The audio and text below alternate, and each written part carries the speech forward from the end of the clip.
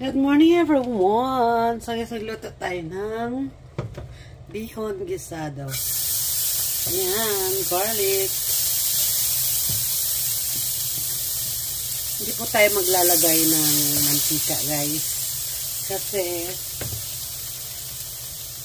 nalalagay natin dito yung minantikaan ng bagnet. Ayan.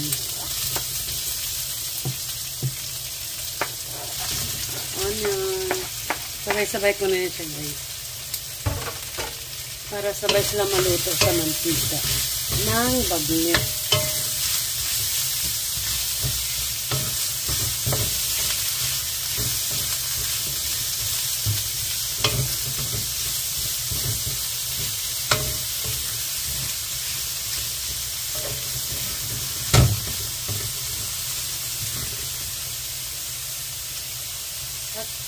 At syempre, lalagay natin yung natirang chicken ng Jollibee.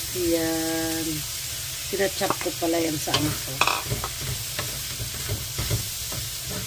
Para hindi masayang yung ulam. Ulam na mga natitira.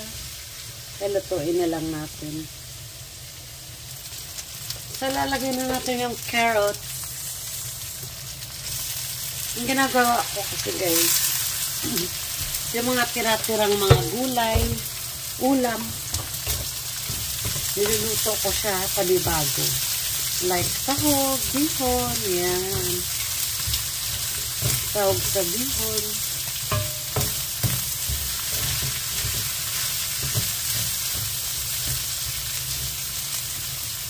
At ilalagay natin yung cabbage. Cabbage.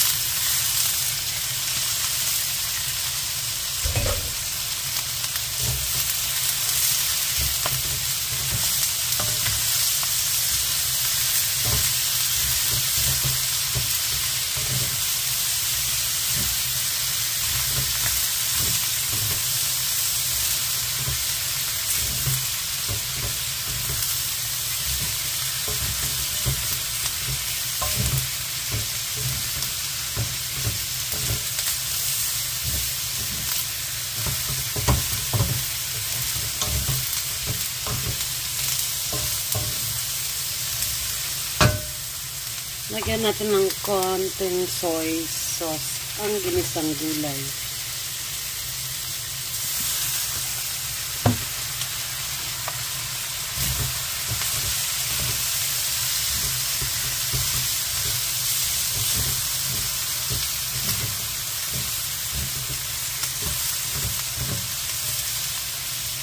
Gusto ko sa carrots dito guys, yung medyo matigas pa siya. Paminta.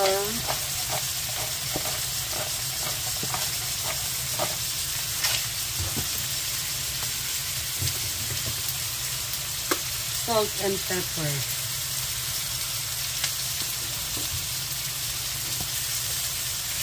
Haluin.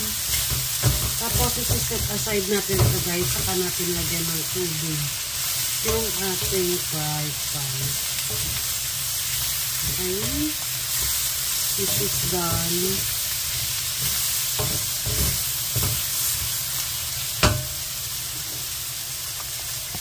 Talagyan na natin ng tubig. Yung nakadikit din guys, lalambot yan. Pag nakulo na yung tubig. Ayan guys, kumulo na siya. Lagyan na natin ating bihon. Tatlo lang guys, tatlong block.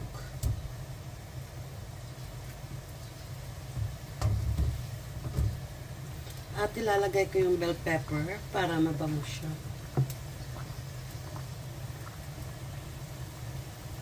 At maluto na hindi makita ng aking eye chang. Ayan.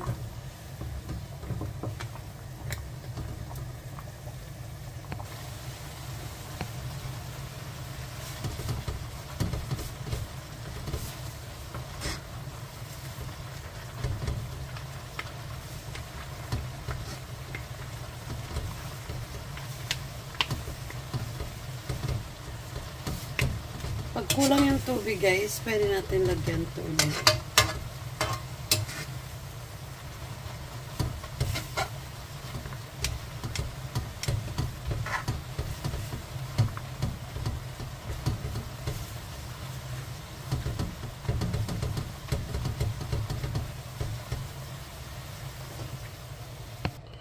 So guys, hiwa-hiwalay na siya.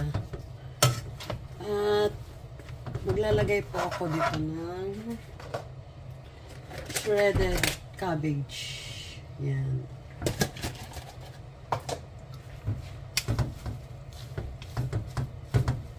Kasi mas masarap maraming gulay.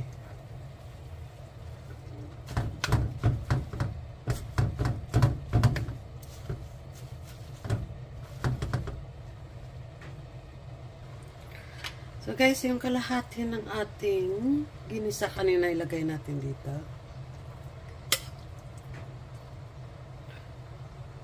Tsaka yung kanyang mantika at sabaw.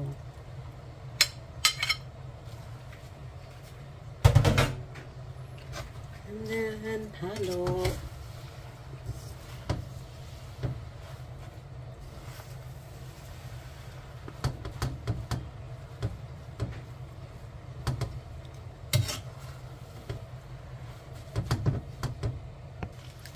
Guys, done na siya.